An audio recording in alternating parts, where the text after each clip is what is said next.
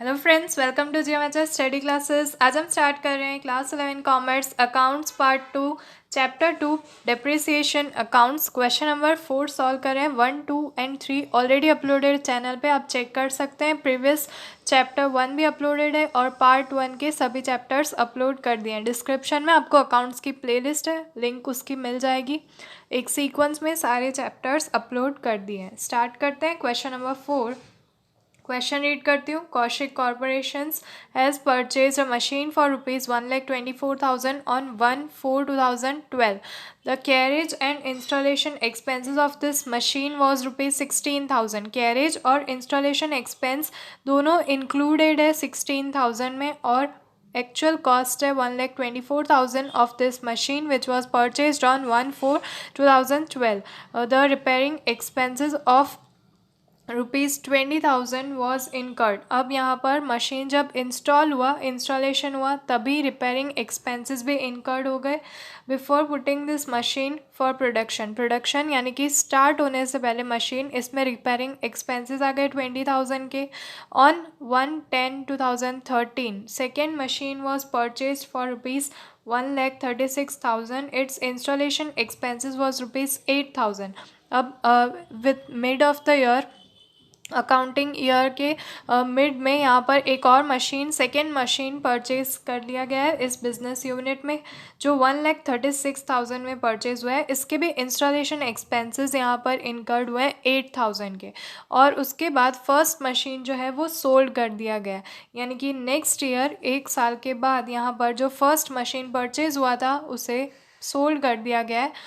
उसकी अमाउंट यहाँ पर नहीं दी गई है, हमें यहाँ पर उसकी अमाउंट फाइंड करनी है। और डेट आपको गिवन है 30/9/2014 at 40% loss of book value. Loss हुआ है, जैसा प्रीवियस हम सॉल्व किया था सेम वैसा ही, बट इसमें 2 मशीन्स है तो हमें 2 मशीन का अकाउंट क्रिएट करना है।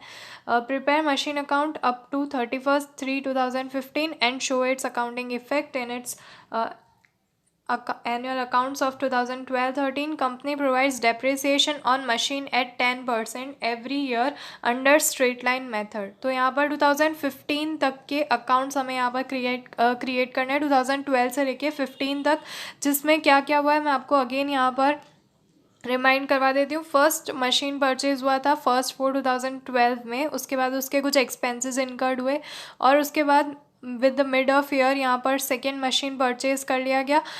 अकाउंटिंग ईयर 1/4/2012 से लेके 13 तक होता है, 31 मार्च 2013 तक, जिसमें अक्टूबर में ही एक मशीन और परचेज कर लिया गया। ये मशीन की प्राइस और उसके इंस्टॉलेशन एक्सपेंसेस गिवन है। उसके बाद आफ्टर 1 ईयर जो फर्स्ट मशीन था उसे यहाँ पर लॉस 40% लॉस में सोल्ड कर दिया गया। और उसके बाद इंफॉर्मेशन गिवन है कि ये दोनों मशीन्स के अकाउंट, उनकी सेलिंग, उनके परचेज एक्सपेंसेस और डेप्रिसिएशन सब हमें यहाँ पर रिकॉर्ड करने हैं। अकाउंट्स भी उनका दिखाना है, 2012 एंड 13 की इफ़ेक्ट दिखानी है, और 10% एवरी ईयर डेप्रिसिएशन जो चार्ज होता है स्ट्रेट लाइन मेथड से वो फाइंड करना है। 31/3/2015 तक के सारे एनुअल अकाउंट्स हमें यहाँ पर रिकॉर्ड कर देने हैं। स्टार्ट करते हैं। सबसे पहले फर्स्ट जो मशीन परचेज हुआ था उसका अकाउंट्स हम यहाँ पर देख लेते हैं, उसकी कैलकुलेशंस देख लेते हैं। फर्स्ट मशीन, तो यहाँ पर उसकी कॉस्ट प्राइस थी ऑन 1/4/2012 1,24,000 रुपीज़। देन इसमें इंस्टॉलेशन एक्सपेंसेस और कैरियज एक्सपेंसेस दोनों साथ में ही ऐड हो जाते हैं यहाँ पर 16,000 के।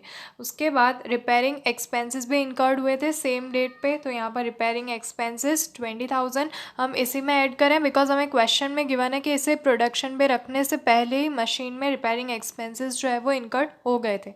तो अब हम जब डेप्रिसिएशन कैलकुलेट करते हैं वो किस पे करते हैं, इसकी टोटल अमाउंट पे। तो टोटल कॉस्ट ऑफ मशीन यहाँ पर इन सभी को ऐड करने के बाद हमें मिल रही है 1,60,000 रुपीज़, जिस पे हम करेंगे डेप्रिसिएशन कैलकुलेट। तो यहाँ पर और फर्दर प्रोसेस जो है मेथड वो यहाँ पर फॉलो करते हैं। Here you can see company provides depreciation eight 10%। अब इसका डेप्रिसिएशन कैलकुलेट कर लेते हैं। हमें कॉस्ट प्राइस मिल चुकी है, डेप्रिसिएशन प्रोवाइड करती है कंपनी 10% से। क्वेश्चन में ये इन्फॉर्मेशन गिवन थी, तो यहाँ पर हमारे पास 1,60,000 पे 10% कैलकुलेट करते हैं तो 16,000 की अमाउंट मिलती है। ये एनुअल डेप्रिसिएशन है। ये एनुअल डेप्रिसिएशन है, यानी कि 1 ईयर का डेप्रिसिएशन है ₹16,000। तो फर्स्ट मशीन उसका एनुअल डेप्रिसिएशन है 10%, ₹16,000 हमें मिल चुका है। नेक्स्ट, तो यहाँ पर अब मैं वापस से आपको पूरा एक्सप्लेन कर दूँ हमने क्या क्या यहाँ पर कैलकुलेट कर लिया और क्या हमें कैलकुलेट करना है। देखिए अकाउंटिंग ईयर, ये सारी डेट्स मैं आपको रिवाइज करा रही हूँ यहाँ पर, बिकॉज आप जब अकाउंट्स बनाते हैं, लेजर पोस्टिंग करते हैं, तब डेट्स में यहाँ पर मिस्टेक ना हो जाए। तो फर्स्ट अकाउंटिंग ईयर था इस बिज़नेस का यहाँ पर जो हमें दिखाया गया है 1/4/2012 टू 31/3/2013। उसके बाद इस बीच में मशीन फर्स्ट जो था वो परचेज़ कर लिया गया इसी डेट को। उसके बाद सेकेंड मशीन जो परचेज़ होता है वो इसी अकाउंटिंग ईयर के बीच में 1/10/2013 को परचेज़ किया जा रहा है, यानी कि एक साल में 2 मशीन्स यहाँ पर परचेज़ हुए हैं।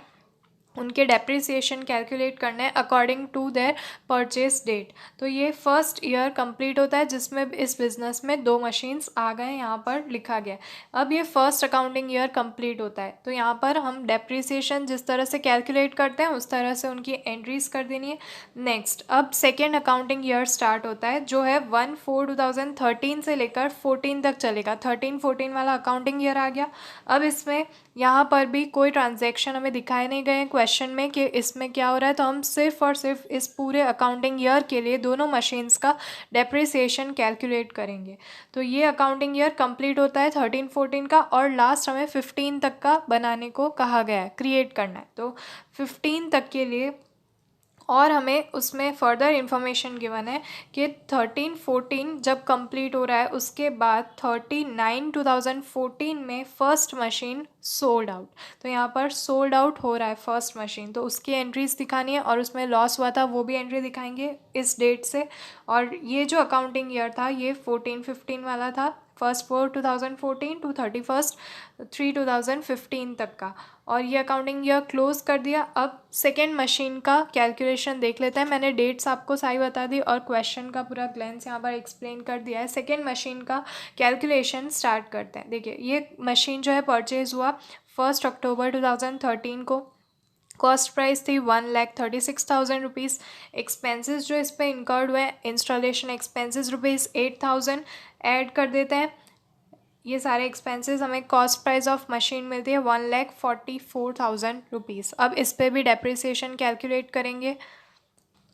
सो यहाँ पर इसका डेप्रिसिएशन कैलकुलेट करते हैं। Annual depreciation of second machine पे एनुअल डेप्रिसिएशन कैलकुलेट करते हैं। पहले जो कॉस्ट प्राइस मिली है 1,44,000 इंटू 10%, 10% से 14,400 की अमाउंट मिलती है। ये एनुअल डेप्रिसिएशन है, यानी कि ये डेप्रिसिएशन हम 12 से लेके 13 तक 2012 टू 13 का कैलकुलेट करें, बट मशीन तो परचेज हुआ है अक्टूबर में, तो पूरे साल का डेप्रिसिएशन हम यहाँ पर कैलकुलेट नहीं कर सकते हैं। तो यहाँ पर हमें 6 मंथ्स का कैलकुलेट करना है फ्रॉम 10th यानी कि अक्टूबर से लेके मार्च एंडिंग तक 6 मंथ्स हो जाते हैं। तो यहाँ पर बाकी के बचे हुए 6 मंथ्स का ही सिर्फ कैलकुलेट करेंगे, बिकॉज ये जब परचेज़ किया गया था वो मैंने अभी अभी आपको लास्ट स्लाइड में एक्सप्लेन किया कि कब परचेज़ हुआ है, अक्टूबर में परचेज़ हुआ है और ईयर एंडिंग होता है 31 मार्च। तो मार्च तक 6 मंथ्स ही हो रहे हैं, तो हम सिर्फ 6 मंथ्स का कैलकुलेट करेंगे। ये हमारे पास जो एनुअल डेप्रिसिएशन पूरे साल का डेप्रिसिएशन है, बट मशीन 6 मंथ्स के बाद यहाँ पर परचेज़ हुआ है, तो हम इसे 6 से मल्टीप्लाई करके 12 से डिवाइड करेंगे, बिकॉज 6 मंथ्स और total months 12 of a year.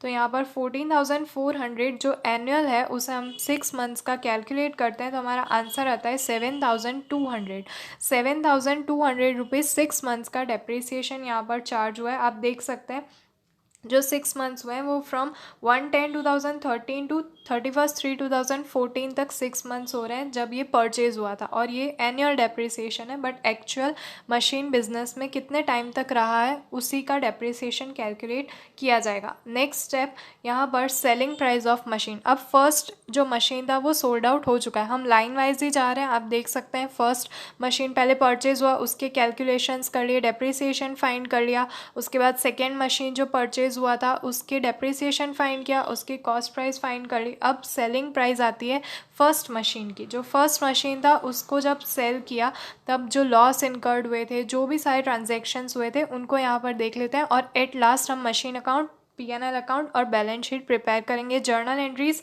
इस अकाउंट में हमें क्वेश्चन में नहीं गिवन है, तो आप डायरेक्टली ओरली यहाँ पर मशीन अकाउंट में उसकी पोस्टिंग कर सकते हैं और जर्नल एंट्रीज आपको आती ही है।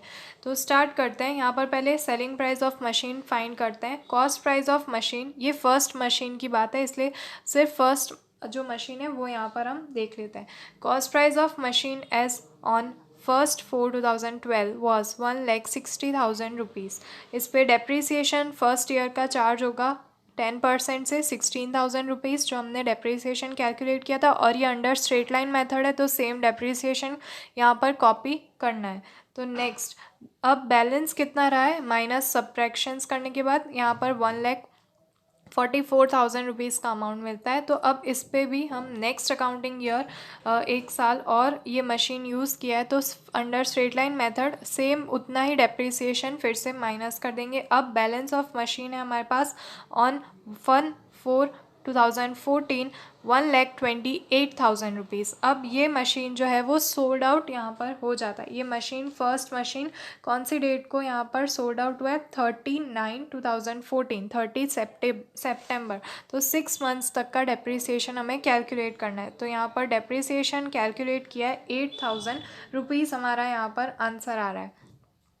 नेक्स्ट, तो यहाँ पर next book value of machine हमें मिली है 1,20,000 रुपीज़ सब्ट्रैक्शंस करने के बाद। अब इस पे हमने 40% लॉस यहाँ पर माइनस कर दिया बिकॉज हमें क्वेश्चन में गिवन था कि जो बुक वैल्यू आती है उस पर 40% लॉस हुआ था कंपनी को जब इस मशीन को उन्होंने सोल्ड आउट किया। तो जो 40% लॉस है वो आप देख सकते हैं कैलकुलेशंस, 1,20,000 इंटू 40% जो होता है 48,000, वो माइनस करने के बाद हमें सेलिंग प्राइस ऑफ मशीन मिलता है 72,000 रुपीज़। तो ये 72,000 रुपीज़ में एक्चुअली मशीन जो है वो सोल्ड आउट हुआ है आफ्टर डिडक्टिंग लॉस एंड डेप्रीसिएशंस। तो ये सारा कैलकुलेशन है, मैंने आपको डेट वाइज सब कुछ पहले ही एक्सप्लेन कर दिया था। ये उसी तरह से पूरा कैलकुलेशन है। आई होप यहाँ तक आपको अच्छे से समझ आया होगा। अगर नहीं समझ आ रहा है तो प्लीज़ आप मुझे कमेंट करके बताइए। अब लास्ट स्टेप है हमारा सारे अकाउंट्स प्रिपेयर करना। क्वेश्चन में आपको गिवन है मशीन अकाउंट प्रिपेयर करना है, balance sheet and P&L account, और जर्नल एंट्रीज़ यहाँ पर कहा भी नहीं गया है। और हमने फर्स्ट 3 सम्स जो सॉल्व किए उसमें मैंने सारी जर्नल एंट्रीज़ बताई थी, सेम वही रिपीट होगी। तो मैं डायरेक्टली आपको लेजर पोस्टिंग मशीन अकाउंट का वही यहाँ पर दिखाऊंगी। तो ये आप देख सकते हैं जब जर्नल एंट्रीज़ आप प्रिपेयर कर लेते हैं और अगर आपको ओरली ये आता है लेजर पोस्टिंग करना फ्रॉम मशीन अकाउंट, तो आप यहाँ पर ये डायरेक्टली ये सारे स्टेप्स कर सकते हैं। ये देख सकते हैं आप first accounting year, second and third, जहाँ पर 2015 में अकाउंटिंग ईयर तक हमें कहा गया है। तो ये सारे वो लेजर पोस्टिंग्स है, इस तरफ आप देख सकते हैं जब परचेज हुआ तब से लेकर to cash and to bank यहाँ पर। और इस तरफ डेप्रीसिएशन भी फर्स्ट ईयर का लगा दिया है दोनों मशीन्स का इंक्लूड करके। उसके बाद नेक्स्ट अकाउंटिंग ईयर में फर्स्ट एंड सेकेंड मशीन का डेप्रीसिएशन, उसके सारे ट्रांजैक्शंस, ये सारा complete procedure step by step आप कर सकते हैं। अगर इसमें कोई डाउट्स रह रहे हैं तो आप मुझे कमेंट करके बता सकते हैं। नेक्स्ट अकाउंटिंग ईयर में फर्स्ट मशीन का डेप्रीसिएशन, उसके बाद नेक्स्ट, और उसके बाद बैंक अकाउंट, उसके बाद जब सेलिंग हुआ तो लॉस हुआ था हमें 48,000 का, वो भी आप इस तरफ देख सकते हैं। Depreciation of second machine, depreciation of second machine इस तरफ आप देख सकते हैं 1,22,400 का, वो भी हमने यहाँ पर चार्ज कर दिया है। अब लास्ट में टोटल करना है और दोनों को मैच कर देना है डेबिट एंड क्रेडिट साइड। तो इस तरफ वो भी यहाँ पर हो जाएगा। और जो बैलेंस आ रहा है इस तरफ ये आप देख सकते हैं, जो बाय बैलेंस कैरी फॉरवर्ड है वो नेक्स्ट अकाउंटिंग ईयर में आपको डेबिट साइड में लास्ट लाइन में दिखा देना है। तो ये हमारा मशीन अकाउंट यहाँ पर कंप्लीट होता है। उसके बाद प्रॉफिट एंड लॉस अकाउंट में इसकी इफ़ेक्ट जो है हमेशा डेबिट साइड होती है बिकॉज ये हमारा एक्सपेंस होता है डेप्रीसिएशन। तो machine account 16,000 rupees, profit and loss account में हमेशा डेबिट साइड आएगा। और बैलेंस शीट यहाँ पर पार्शियल लिखा है, पार्शियल बिकॉज ये हम पूरी बैलेंस शीट नहीं बना रहे हैं, सिर्फ फर्स्ट अकाउंटिंग ईयर की बैलेंस शीट दिखा रहे हैं उसकी इफ़ेक्ट। तो बैलेंस शीट में ये यहाँ पर लायबिलिटी साइड होती है और यहाँ पर असेट साइड होती है। तो इस तरफ machine account 1,60,000 minus 10% depreciation 16,000 gives us 1,44,000 rupees. तो ये हमने फर्स्ट यहाँ पर पूरा कंप्लीट कर लिया है। तो आई होप फ्रेंड्स आपको क्वेश्चन 4 अच्छे से समझ आया होगा और आपको इस सम में कोई क्वेरीज नहीं रह रही। अगर कोई डाउट्स रहे तो आप मुझे कमेंट करके बता सकते हैं। तो मिलते हैं हमारे नेक्स्ट वीडियो में। Thanks for watching. और फ्रेंड्स प्लीज़ वीडियो लाइक कर दीजिए, अपने फ्रेंड्स के साथ शेयर कर दीजिए ताकि और भी फ्रेंड्स की हेल्प हो सके। और अगर आप सपोर्ट करना चाहते हैं GMHS स्टडी क्लासेस को तो प्लीज़ सब्सक्राइब कर दीजिए और बेल नोटिफिकेशन आइकन प्रेस कर दीजिए। मिलते हैं हमारे नेक्स्ट वीडियो में, तब तक के लिए गुड बाय।